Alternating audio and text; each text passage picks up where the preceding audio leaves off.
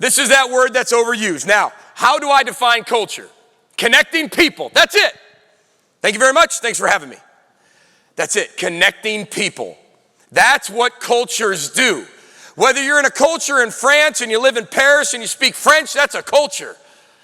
Whether you're in your actual own team meeting room, there's a culture there. Whether you all speak the same language, that has to matter. If you go to France and you do not speak French, you will not be able to be involved with the culture.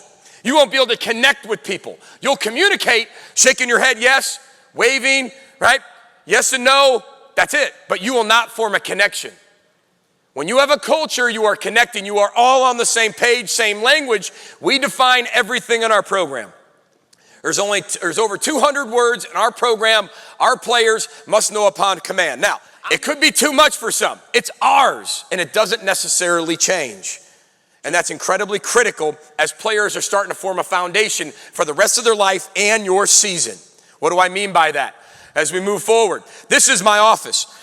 When you're talking about culture, this is my cultural wall. If I recruit one of your players, chances are he's going to have to tell me every single person on this wall. Now, this is not an IQ test.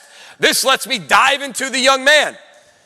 There's two things I have a young man do when I sit him down when I recruit him. I say, tell me about that wall. Name those people on that wall. And the second thing is, tell me about your life from birth till now. Go. Because that's what I'm buying. And the reason why everybody's on that wall is because they were leaders, they are legendary, but they're probably hated for believing in all the right things.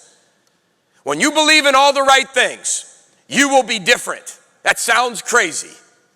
When you do things right and you believe in the right things and you use your culture around that, you will be hated.